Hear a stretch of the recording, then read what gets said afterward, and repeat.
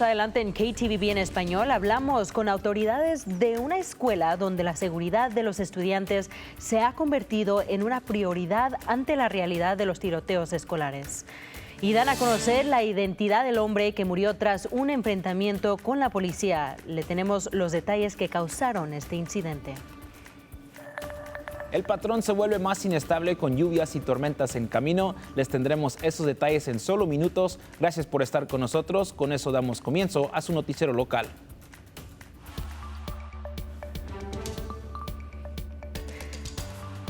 Muy buenos días, soy Brenda Rodríguez y es un placer saludarles. Gracias por sintonizar su noticiero local KTVB en español.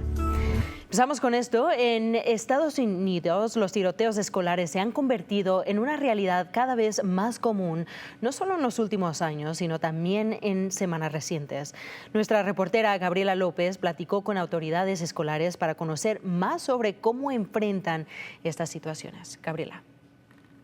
Brenda, como ya lo has mencionado, los tiroteos escolares se han convertido en algo común y en las últimas semanas vemos cómo en Minneapolis se vivió una situación que marcó la vida de varios estudiantes. Y por eso, esta vez me dediqué a hablar con maestras y autoridades de una escuela en Caldwell para entender su sentir ante esta realidad. Me rompe el corazón que tenemos todo y a lo mejor nos falta un poquito más de amor. Aquí, mi amor, sí. Los pasillos escolares han sido marcados por el temor a posibles tiroteos, donde la seguridad se ha convertido en prioridad. Nunca queremos que eso pase, pero al mismo tiempo sabemos que tenemos que preparar.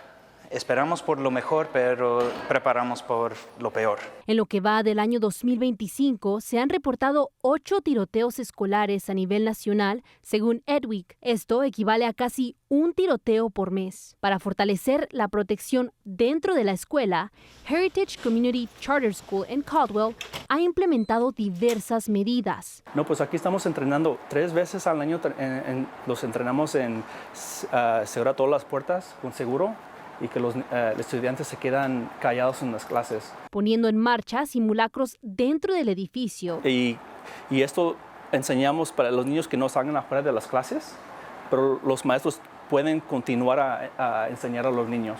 Pero nosotros, yo como policía, yo puedo caminar el pasillo y averiguar si todo está bien. Las maestras también se han encargado de hablar con los estudiantes sobre el tema. También que nosotros como maestros vamos a estar siempre para defenderlos y que si algo nos llega a pasar a nosotros, entonces ellos deben defenderse. Tampoco es de entrar en pánico, sino de explicarles, esta es la razón por la que se van a hacer estas cosas y esto es lo que se tiene que hacer. De la misma manera, una consejera escolar anima a los padres a conversar con sus hijos. Hacer preguntas concretas a nuestros niños y escuchar cuáles son sus temores, porque eso es importante. Y no decir, eso no va a pasar. Al contrario, sí, eso es algo que a mí también me asustaría, pero ¿cuál es la realidad que sí pueda suceder? ¿Cómo sí puedes estar seguro? Entonces, usar esas informaciones y comunicarse con los maestros. Mira, mi niño o mi niña está pensando en esto. Y crear una conexión. Prevenir un tiroteo tiene que ver mucho en cuánto conocemos a nuestros hijos y sus necesidades y quiénes están alrededor de nuestros hijos y cuáles son esas necesidades también. El oficial también resaltó la importancia de que los padres mantengan una comunicación constante con sus hijos e invitó a las familias a consultar directamente con la policía si usted tiene preguntas sobre la seguridad o sobre cómo funcionan los simulacros dentro de la escuela. Muy importante. Gracias, Gabriela. Pasando a otros temas, el pasado viernes en el condado de Gooding, un hombre murió tras un enfrentamiento con agentes. La fiscalía identificó al fallecido como Blake Safran, de 35 años, originario de Indiana. Según el reporte, todo comenzó al sur de Bliss, en la carretera estatal 30, cuando los agentes respondieron a un reporte de un auto volcado. Al acercarse, Safran había sacado un arma, lo que provocó que los 2 agentes dispararan, causando la muerte al instante en la escena. El grupo de trabajo de incidentes críticos continúa investigando este caso.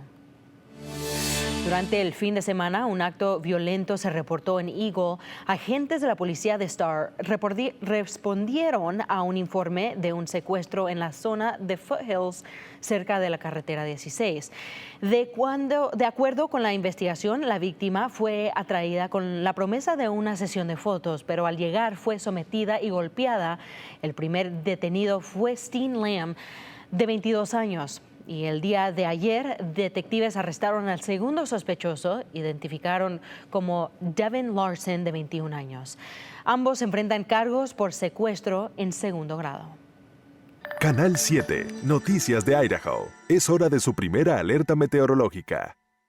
Comenzamos la semana con temperaturas muy cálidas, pero vamos a empezar a ver un cambio en nuestro patrón climático, donde veremos las temperaturas más frescas y condiciones más lluviosas por ese sistema que estamos viendo en este momento en la costa de Oregon, y eso va a continuar a moverse muy lentamente y va a tomarse varios días para llegar a nuestra región y salir. Por eso es que anticipamos y ver hasta el fin de semana, ver que esas condiciones inestables continúan con nosotros desde el viernes y hasta el sábado y el domingo. Y aquí estamos viendo cómo es la que se va a mover. Aquí estamos viendo el martes, que se va a continuar a ver muy lentamente hacia el jueves, donde veremos que llega a nuestra región, y ya después que veremos ya hacia el viernes y el sábado es donde ya empezamos a ver que ese sistema se continúa viendo y se continúa yendo, pero ya para el domingo vamos a ver que otro sistema llega para tenernos otra ronda de lluvia, pero por ahorita vamos a ver que el sistema que estamos viendo por hoy es lo que nos va a traer esas condiciones más inestables, y por eso es que estamos viendo tormentas hoy por la tarde,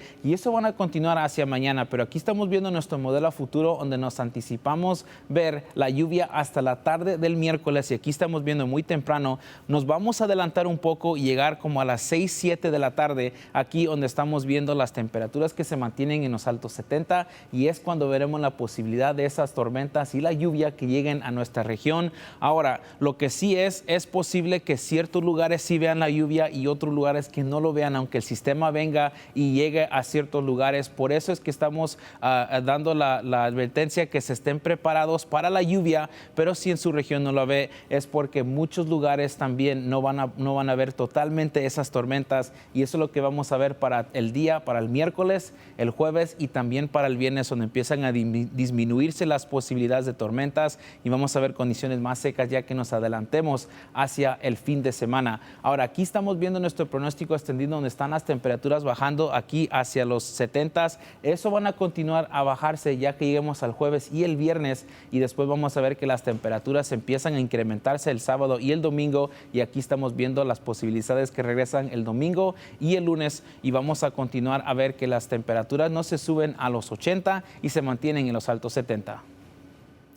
Gracias, Héctor. Y en noticias de salud, este año en los Estados Unidos han visto un aumento significativo en los casos de sarampión desde febrero. Idaho está entre los estados donde se han reportado varios casos. Oficiales de salud dicen que en el estado se está viendo casos de sarampión que no se han visto en mucho tiempo antes. Por eso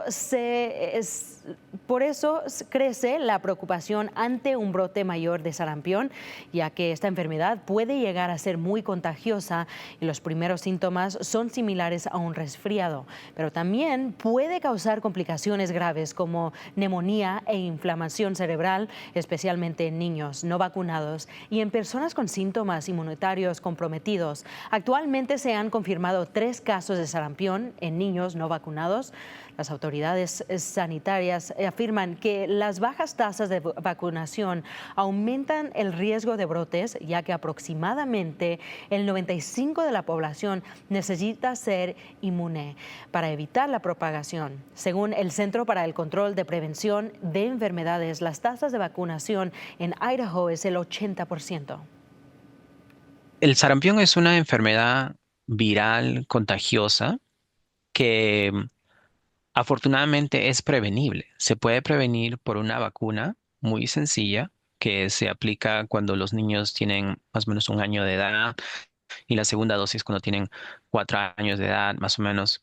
Las 2 dosis proveen una protección de más o menos 97%, o sea, estás 97% protegido. Y la inmunidad dura prácticamente toda la vida. El doctor Necochea dijo que los síntomas del sarampión en adultos son más serios que en el de los niños. Por eso es importante que no solo los niños se vacunen, pero también los adultos. Que siempre va a haber alguien ahí por ti. Tú eres importante. Ese es el lema que presentó la Universidad de Boise con un propósito que los estudiantes no se sientan solos. Con el evento Chalk the Walk, Boise State arrancó la Semana Nacional de la Prevención del Suicidio. Los estudiantes y el personal tuvieron la oportunidad de escribir mensajes de aliento. Un momento diseñado para honrar a las víctimas del suicidio y dar a conocer los recursos que existen para ayudar a las personas que lo necesiten. Ali Wellman, una administradora de casos de oficina del decano de estudiantes, recalcó la importancia de la salud mental y bienestar de los estudiantes. La meta principal es el crear concientización acerca de la salud mental y acerca del suicidio. Queremos realmente quitar ese estigma y queremos que todo el mundo se sienta confortable accesando todos los servicios y que sepan que aquí estamos para ellos. Y hoy Boise State organizó el festival Aquí para Ti de 11 a.m. a la 1:30 en el patio central. Esta es otra oportunidad para aprender sobre los recursos disponibles y perros de apoyo emocional también. Y si usted conoce a una persona que necesita apoyo con su salud mental, puede contactar la Línea Nacional de Prevención del Suicidio al 988. Es un servicio gratuito que proporciona apoyo, información y recursos locales que sirve 24 horas al día, las 7 días a la semana. Al este de Idaho, en Pocatello, comenzó la construcción de un nuevo centro de reingreso. El día de ayer, el Departamento de Correcciones de Idaho dio inicio a las obras según IDOC. Esta nueva instalación apoyará a las personas que necesiten por salir de prisión, ofreciéndoles apoyo, preparación laboral y servicios para reingresarse a la comunidad. Un gran fin de semana de fútbol americano y vamos directo al grano, empezando con los Boise State Broncos. El estadio de Albertson estaba lleno y los Broncos buscaron redimirse tras una derrota contundente contra South Florida. Y los Broncos estaban listos para brindar un espectáculo a la afición. Con un comienzo encendido, abrieron 20-0 en el primer cuarto. Maddox Madsen fue eficiente en la bolsilla, igualando su máxima marca con 307 yardas de pase y lanzando 2 touchdowns. A Ben Ford, estudiante de último año, incluyendo el primer touchdown en la carrera del nativo de Eagle con un ataque de 60 yardas en el primer cuarto. Madsen también fue uno de los 5 Broncos que alcanzaron la zona de anotación naranja desde el suelo, registrando su 8º touchdown con sus piernas con una anotación de 11 yardas a mediados del segundo cuarto, y los Broncos se llevaron la victoria 54-14. We won the turnover battle today. No tuvimos muchas entregadas de balón y también ganamos la batalla explosiva. Nuestra ofensiva fue explosiva y no permitimos muchas jugadas como la semana pasada, y así es como se ganan los partidos sin importar quién juegues. Los Broncos tienen esta semana libre y volverán a jugar el sábado 20 de septiembre en Colorado Springs contra Air Force. Y un gran partido para los Fighting Taters, que se enfrentaron en el Kibbie Dome a los Tommies de St. Thomas el sábado. Y qué partido en Moscow, y para allá vamos. Un centro lleno para los hombres de negro y fue un tiroteo en el primer cuarto, mientras los Tommies y los Taters intercambiaron touchdowns, con Idaho tomando una ventaja de 10 puntos al llegar a la segunda mitad 23-13. Esa ventaja gracias a la defensa y el hombre bajo el centro Joshua Wood, que terminó con 181 yardas de pase con 3 touchdowns y 96 yardas terrestres. La segunda mitad fue más de lo mismo y fue Wood otra vez quien sentiría el partido a final del último cuarto, sellando el trato con sus piernas.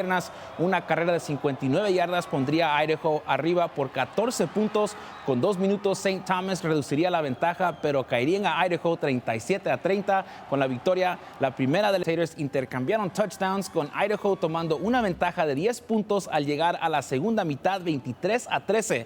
Esa esa ventaja gracias a la defensa y el hombre bajo el centro Joshua Wood, que terminó con 181 yardas de pase con 3 touchdowns y 96 yardas terrestres. La segunda mitad fue más de lo mismo y fue Wood otra vez quien sentiría el partido a final del último cuarto, sellando el trato con sus piernas. Una carrera de 59 yardas pondría a Idaho arriba por 14 puntos.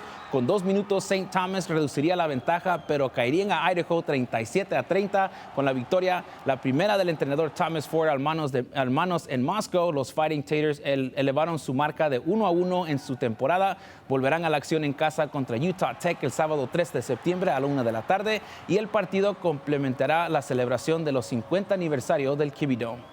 Y el College of Idaho se enfrentará a Rocky Mountain College en Montana. Caden Young contó con 349 yardas totales y 3 touchdowns para liderar al College of Idaho con una victoria de 37-20. Young completó 23 de 35 pases para 238 yardas y 3 anotaciones, agregando 111 yardas terrestres. Los Yotes regresarán a la acción el 20 de septiembre recibiendo a Montana State Northern para el fin de semana de Homecoming en Caldwell. Brenda continúa con más. Gracias, Héctor. Una alerta para ustedes. Si ve la televisión con antena, tendrá que volver a sintonizar su televisor este jueves en 2 días para seguir viendo KTVB. La estación está instalando un nuevo transmisor y antena que es lo que significa que la señal por el aire no usan los espectadores con antena, cambiará. Esto busca ofrecer la mejor calidad de imagen posible con la tecnología más reciente. Así que recuerde volver a escanear su televisor después de las 10 a.m. del jueves. Si usted usa antena o un convertidor digital, es necesario para que no se pierda la señal de KTVB. Y para más noticias en español, visite nuestro sitio web ktvb.com/español. Nos vemos el viernes.